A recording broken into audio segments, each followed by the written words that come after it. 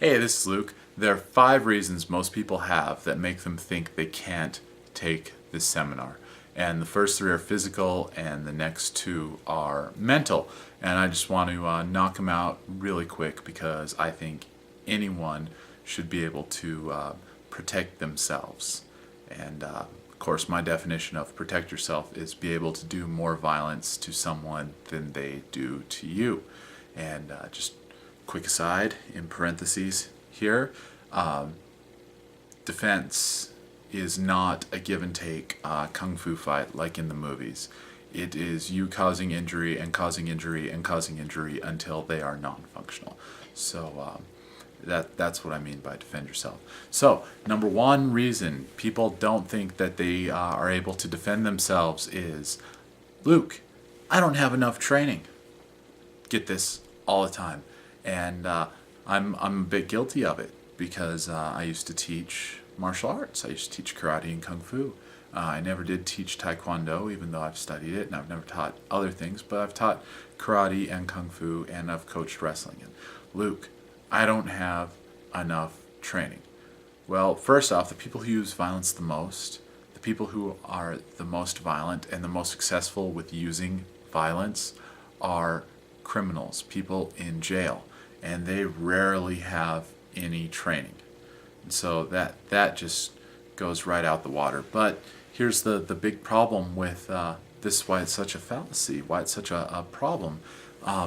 You go into a storefront karate school, and you get your crisp new starchy gi and your white belt, and you tie the knot wrong, and they start teaching you step 1 and step 2, then step 3, and you say, all right, I'm ready. And they say, okay, today we're going to learn how to down block against a kick. And then you study that for 3 weeks. Then today we're going to learn how to middle block against a punch. And and so in 5 or 6 years you are ready to defend yourself. And the problem is, tonight on the way into the car, someone grabs you and puts a gun to your head. Crap. You need 4.5 more years. That's why the traditional martial arts model is flawed. You need to be able to be functional in this type of violence production immediately. And that's what I want to teach you, that training in a day, you can be functional to cause injury and do violence to someone. Number 2, the second physical reason why people think they can't defend themselves is, I'm not coordinated. And I love Jackie Chan movies. Oh man, I love them. And there's a scene in one of his movies where he's working out his hands, and he is quicker. I mean, you have to watch the movie in slow motion to see how fast his hands move. And you think, well, I'm screwed because I can never move that fast. Well, the problem with moving fast is that declines. Okay, when you are 22 and at the height of your physical powers, you can move pretty quick, especially if you've been training for it. The problem is, what about when you're 52, 30 years later? You need to be able to defend yourself, and that's based on principles. And actually, when I train myself included, for sure, and when I train others, we rarely go more than half speed. Okay, because doing the technique correctly is more important than doing it quickly. And if you've ever learned the correct way to do violence to someone, there's almost a beat to it. Okay, people train with the metronome, and it's actually strike, strike, strike at about 32 beats per minute. And so you can do 4 strikes in just a couple seconds with that speed, and that's not blinding fast speed. I mean, that's strike, strike, strike. Okay, that's pretty long time. Okay, it would be slow compared to what you see on movie martial arts. So you don't have to worry about coordination and speed. The third physical reason is, I am physically not able. Okay, my shoulder hurts, or I have a bum knee. I've got 2, and if you were really adding it up, I really have like 6 bum knees and a bum shoulder, a bum neck, a bum back, and I'm still able to do it. I've known people in wheelchairs. I've known people who are blind. I like to tell a story about this girl in one of my jiu-jitsu classes, and I honestly could pick her up with one arm, and I did it one time, and she submitted me, and that was kind of cool. I weighed almost 3 times as much as she did, and she made me tap out. But we're not dealing with tapping out here. We're dealing with rendering someone who's trying to hurt you. We're going to render them non-functional, and to do that, it doesn't matter if you're in a wheelchair, if you're blind, if you have 2 bad knees, 2 bad shoulders, and a bad back.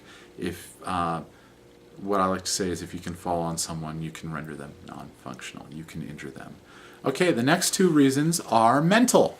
Hooray, mental. I love mental things. Okay, this is I'm not cut out for it. I'm not cut out to do violence to someone. Okay, well, the thing is, whenever I talk about evolution, I piss someone else off. Neil Stephenson has a reference. He calls human beings the ultimate badass. Okay? We are designed to be able to do violence, to survive. Okay? Think about the picture of the Neanderthal, okay, that you saw at the museum, with the thick, strong brow and the big chest and hairy and ugly.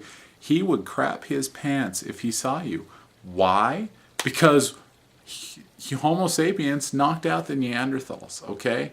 And we didn't do it peaceably by signing some contracts and saying, hey, let's talk this out. We basically just took them out, okay? So if you are human, you are cut out for violence, okay? And this brings, and so you just need to realize that, and that's what I want to help you with. And the 4th thing is, I could never do that to someone, okay? And that is code for, holy smokes, this is scary. I don't want to learn this stuff.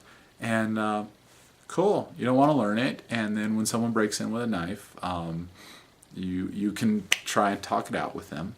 Okay, I actually know someone who was kidnapped at knife point, and she got her fingers between the blade and her neck, and he cut them right down to the bone, not realizing that her hands were there. Okay, she was in her 60s. All right, this can happen to anyone. It was in her home at about 3 o'clock in the morning. My neighbor.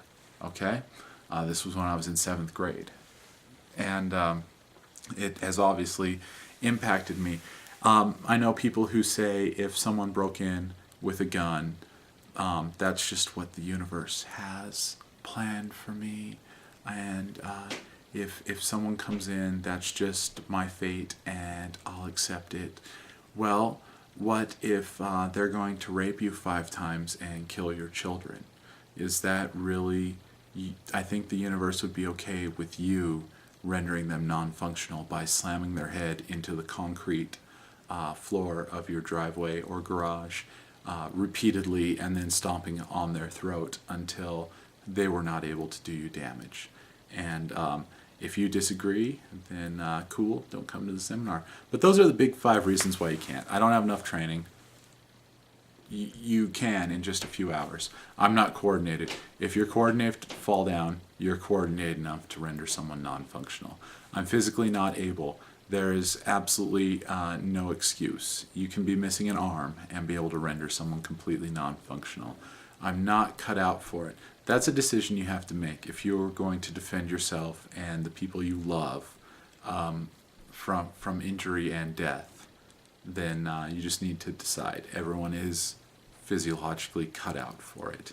And the 5th one is, I could never do that. I think you'd be surprised what happens when the wheels are kicked out and sparks are flying. What you find out you're able to do, and the only question is, are you going to be able to do it better and faster than the person who's trying to do it for you?